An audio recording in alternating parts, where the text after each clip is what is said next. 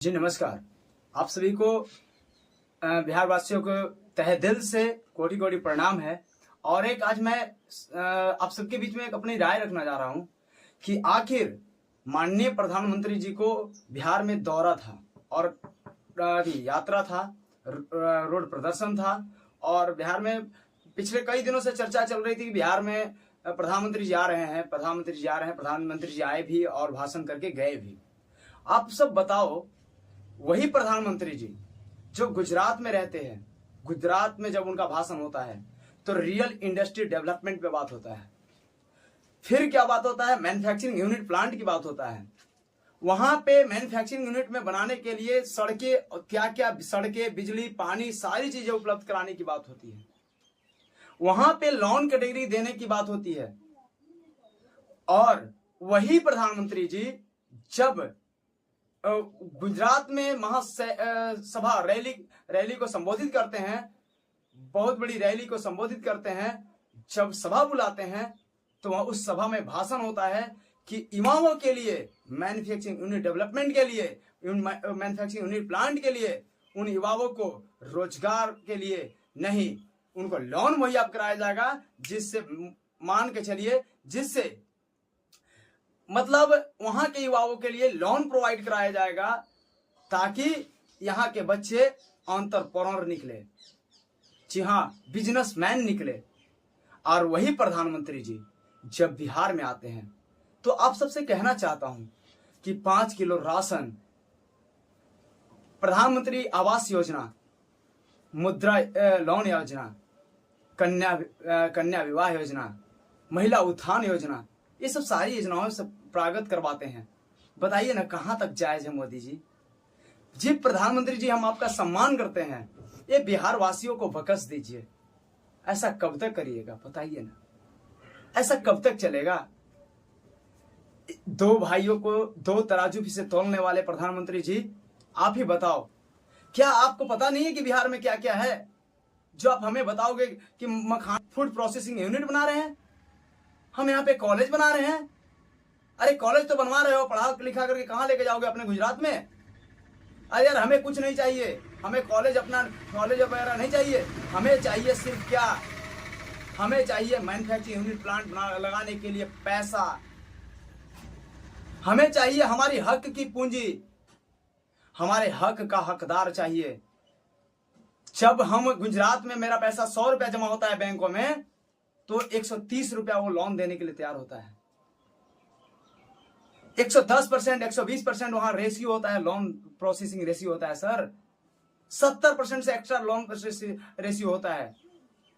और हमारे बिहार में कितना भी पैसा जमा कर दो, 100 रुपया जमा रहेगा तो 30 रुपया लोन मिलेगा, 70 रुपया गिरवी रहेगा उसके पास। ऐसा होता है सर, बताओ ना। अरे यार, 2 भाई हैं, आप उसके माता पिता हो, मतलब एक समानता आपको देखने का, बिहार में आपको देखने का मौका मिल रहा है। बताइए, बिहार भी आप ही का है मोदी जी, जहां से आप जीत कर जाते हो। गुजरात से ज्यादा सीट देने वाला बिहार है, गुजरात से ज्यादा मान्य और प्रतिष्ठा देने वाला बिहार है, गुजरात से ज्यादा रैलियां संबोधित करते हैं बिहार में आप, कर्मठशील बिहार में आपका नेता है। तो थोड़ा सा इस पे भी दया दृष्टि बरसाया जाए। हमें सिर्फ क्या किया जाए कि लोन मुहैया कराया जाए। हमारे अगर काबिलियत है हम में, जब आपके यहाँ जाके गुजरात में जाकर के हम में जब मैन्युफैक्चरिंग यूनिट बनाने चलाने का जब काबिलियत है, तो हमें खुद का इंडस्ट्रियल डेवलपमेंट करने का भी हकदार हैं। हम बिहारी चलाते हैं और चलाना भी जानते हैं। हमें सिर्फ ज्यादा कुछ नहीं चाहिए, हमें पूंजी चाहिए, ताकि पूंजी दीजिएगा तब हमारे युवाओं को रोजगार की जरूरत नहीं पड़ेगा। दर दर रोजगार के चलते भटकेंगे नहीं, दर दर जाना नहीं पड़ेगा कहीं।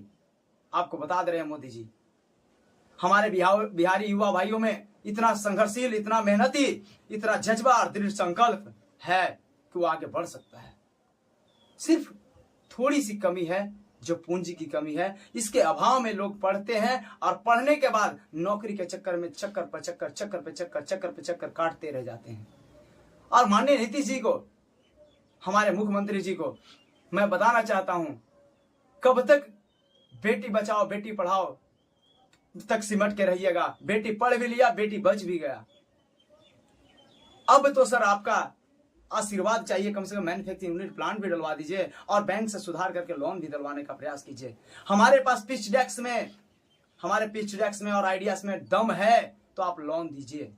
बैंकों को बोल दीजिए कि जिस लड़के के पास अगर पिच डेस्क है, उसका आइडिया है, तो कंपोनेंट काम कर रहा है, तो उसके साथ अगर काम करवाना चाह रहे हो, उसके पास अगर आइडिया है, बढ़िया धांसू आइडिया है, आप मुझे काउंसलिंग करवाया जाए। हम युवाओं को, बहुत सारे युवाएं हैं बिहार में जो मैन्युफैक्चरिंग यूनिट डालना चाहते हैं, बनाना चाहते हैं, अपना भी प्रोडक्ट लॉन्च करना चाहते हैं, उसके पास पैसे की कमी है, तो आप लोन दिलवा दीजिए ना। तो फिर बैंक में चक्रों क्यों करवाते हैं? एक लोन की वजह से चक्कर पर चक्कर काटता चला जाता है, बेचारा आइडिया ही नहीं है। माननीय प्रधानमंत्री जी और माननीय मुख्यमंत्री जी, मैं आपसे हाथ जोड़कर नम्र निवेदन करना चाहता हूं कि जिसके पास आइडिया धाकड़ है, उसके पास पैसे की व्यवस्था करवा दीजिए बैंकों से। हमारा भी सक्सेस रेशियो करवा दिया जाए 110%, 115%, 120% loan ratio, success point loan ratio करवा दिया जाए, 70% से ऊपर एबव करवा दिया जाए ना। कोई झंझट नहीं, पिच डेस्क लाओ। आपका बिजनेस का आइडिया है, पिच डेस्क लाओ बनवा करके, और क्या खर्च करना है, कितना खर्च करोगे, कैसे करोगे, वो सब लाओ बनवा करके। कोई नहीं, बैंक से जाकर डायरेक्ट मिलो, लोन देगा आपको। आपके आइडिया में दम है तो लोन देगा प्रोसेसिंग पर। हम बिहार आगे ले जाएंगे। बिहार भारत का सोने का चिड़िया बनाएगा। बिहार में क्वालिटी है, बिहार के युवाओं में क्वालिटी है, बिहार के बहनों में क्वालिटी है, उन युवाओं में क्वालिटी है जो अंतःपुर गुजरात से ज्यादा पढ़े लिखे हैं, ज्यादा विद्वान हैं।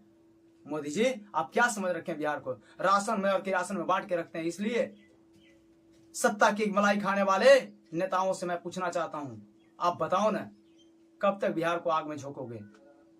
हक की, हकदार की हक की बात कराओ ना, सामना कराओ ना। एक गुजराती भाई को लाओ, एक इधर बिहारी भाई को लाओ।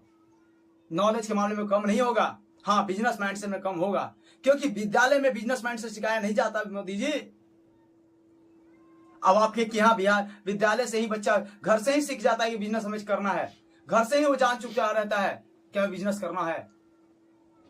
घर में पिताजी को देखता है, दादाजी को देखता है, बिजनेस करना है, बिजनेस करना है, बिजनेस करना है, उसके माइंड में घुस जाता है, कॉन्सेप्ट क्लियर हो जाता है। मोदी जी,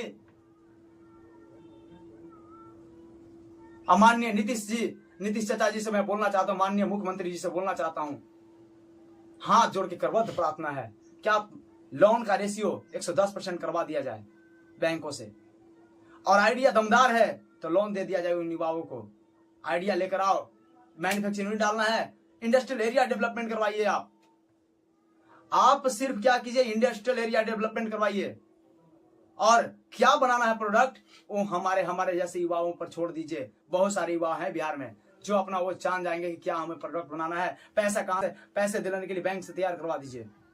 मैं बता दे रहा हूं कि 2 से 3 साल में बिहार आगे जाएगा।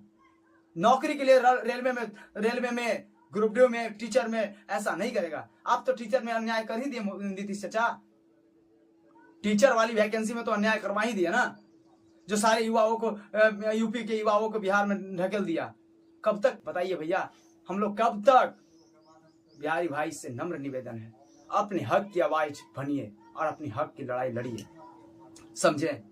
तो इसलिए मैं बताना चाहता हूं कि कम से कम एक बार अपनी आवाज को उठाइए और अपने हकदार की बात कीजिए, और हक की बात किया जाए, समझे ना? ऐसा ना हो, हम कब तक नौकरी के लिए दर दर भटकेंगे? हम नौकरी देने वाला बनना चाहते हैं, नौकरी लेने वाला नहीं बनना चाहते हैं। हम बिहार में वो क्वालिटी है, जब आईएएस दे सकता है, आईपीएस दे सकता है, हर कंपनी को चला सकता है बिहारी, तो हमारे बिहारी भाइयों में वो भी दिन है कि वो मैन्युफैक्चरिंग यूनिट प्लांट भी डाल सकता है, वो प्रोसेसिंग यूनिट भी डाल सकता है, वो कंपनी का मालिक भी बन सकता है, वो एक सफल बिजनेसमैन भी बन सकता है। इसी बातों को मैं बताता हूं आप सभी से, भाइयों से, सभी बिहारी भाइयों से मैं कहना चाह रहा हूं कि भाई एक बार अपनी हक की आवाज उठाओ और हक की लड़ाई लड़ो। एक बार रियल इंडस्ट्रियल डेवलपमेंट पे बात करो कि बिहार में भी रियल इंडस्ट्रियल डेवलपमेंट होना चाहिए, जीआईडीसी होना चाहिए बिहार में भी वो सुख सुविधाएं दीजिए कि जहां पे रियल डेवलपमेंट अलॉटमेंट कर दिया जाए। बस सिर्फ पैसे की कमी है भैया, पैसे की कमी है। माननीय प्रधानमंत्री जी, फिर से करबद्ध प्रार्थना आपसे करता हूं, पैसे का व्यवस्था करवा दीजिए। हमारे जैसे युवाएं बहुत सारे हैं, बहुत सारे अपने कर लेंगे मैन्युफैक्चरिंग प्लांट में काम, बना देंगे बिजनेसमैन, सफल बिजनेसमैन बन जाएंगे वो। जय हिंद, जय भारत।